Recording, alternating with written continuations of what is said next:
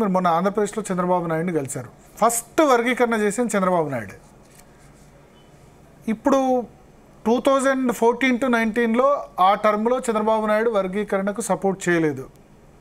ఇప్పుడు చేస్తారని మీరు భావిస్తున్నారా? మీ ఇద్దరి మధ్య మీటింగ్లో ఏం జరిగింది? తప్పకుండా చంద్రబాబు నాయుడు గారు ఇప్పుడు చేస్తాడు. ఎందుకంటే కొంత 2014 కంటే ముందు వర్గీకరణకు సపోర్ట్గా ఉండడం వల్లనే 2014లో మా సపోర్ట్ కూడా మేము టీడీపీకి చంద్రబాబు గారికి అందించాం.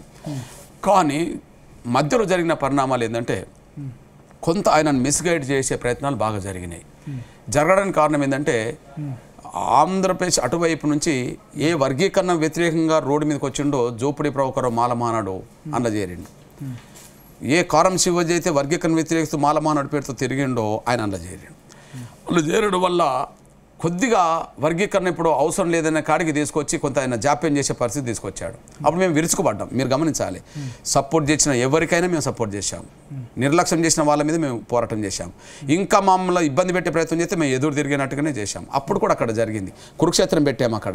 ప్లీజ్ కురుక్షేత్రం కూడా పెట్టాం. కేసులు పడ్డాయి, చాలామంది మా వాళ్ళు జైలుకి వెళ్ళారు, నా మీద కేసు ఇవన్నీ పడ్డాయి. తర్వాత మళ్ళీ ఆయన అర్థం చేసుకున్నాడు, అరే నేను ఒక జాతికి న్యాయం చేస్తామని మాట ఇచ్చి వాళ్ళ వైపు లేకుండా అడ్డుకునే వాళ్ళని నేను దగ్గర తీసుకొని మళ్ళీ నేను నష్టపోవాల్సి వచ్చిందని చెప్పి ఆయన భావించుకున్నాడు. మళ్ళీ మొన్నటి ఎన్నికల్లో అధికారం కోల్పోయిన తర్వాత రిగ్రెట్. నేనేంటే కారణాలు ఏమైనా ఒకసారి చిన్న పొరపాటు జరిగినా కూడా మళ్ళీ ఆత్మపరిశీలన చేసుకొని మళ్ళీ సరైన నిర్ణయం తీసుకోవడం కరెక్టే కదా. అయినా అదే లైన్లో మన ఎన్నికల్లో ఖచ్చితంగా వర్గీకరణ చేస్తామని ఒక్కసారి కాదు, 100 సభలు 10, 20, 30 సభలు మాట్లాడిండు వర్గీకరణ చేస్తామని చెప్పి. సుప్రీంకోర్టు తీర్పు రాగానే స్వాగతించిండు. అమలు కోసం పొలిట్ బ్యూరోలు తీర్మానం చేసిండు. మొన్న మాలమాదిగ ఎమ్మెల్యేలందరినీ మంత్రులందరినీ కూర్చొని ఒక కమిషన్ కూడా వేసిండు. ఆ కమిషన్ రిపోర్ట్ వచ్చేంత వరకు ఎలాంటి నియామకాలు చేపట్టాలని చెప్పడం జరిగింది. ఆయన ముందుకెళ్తాడు. మాకు అక్కడ ఏం అడ్డంకులు ఇక్కడ మాకు అడ్డంకులు అక్కడ చేస్తే మాల ఎంత % వస్తుంది, మాదిగా ఎంత %? ఏంటంటే 1% అటు ఇటు తేడా ఉంటుందేమో ఆడ పెద్ద మాకు అక్కడ మాకు మాలకు 1% ఎక్కువ. అంటే రాయలసీమలో మాదిగలు ఎక్కువ ఉంటారు కదా. రాయలసీమలో ఇప్పుడు ఒక్కొక్క జిల్లాలో మొత్తం ఉమ్మడి ఒక ఆంధ్రప్రదేశ్లో ఉండబడే ఉమ్మడి జిల్లాలో 13 జిల్లాలు ఉంటే 6 జిల్లాలో మాదిగల ప్రాతినిధ్యం ఎక్కువ ఉన్నది, 7 జిల్లాలో మాలల ప్రాతినిధ్యం ఎక్కువ ఉన్నది. ఈస్ట్ వెస్ట్ బాగా ఎక్కువ ఉంది కదా. నేను అదే అంటున్నాను. నేను ఈస్ట్ వెస్ట్ అండ్ చిత్తూరు వాళ్ళు ఎక్కువ ఉంటారు, ఉత్తరాంధ్రలో ఎక్కువ ఉంటారు. కానీ ఉత్తరాంధ్రలో ఎస్సీ పాపులేషనే 10% లేదు టోటల్గా.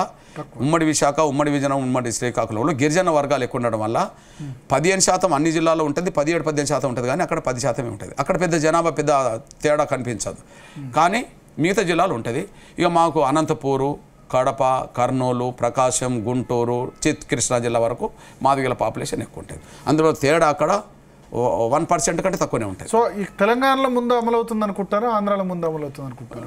నేను అనుకుంటున్నాను ఇక్కడ అడ్డంకులు ఇవన్నీ సృష్టించడం ఒకటవుతే రేవంత్ రెడ్డి గారు అసెంబ్లీ ఇచ్చిన మాట కట్టుబడి ఉండి ముందుకెళ్ళగలిగితే ఇక్కడ అమలు జరుగుతుంది. చిత్తశుద్ధి లేకపోతే అక్కడ అమలు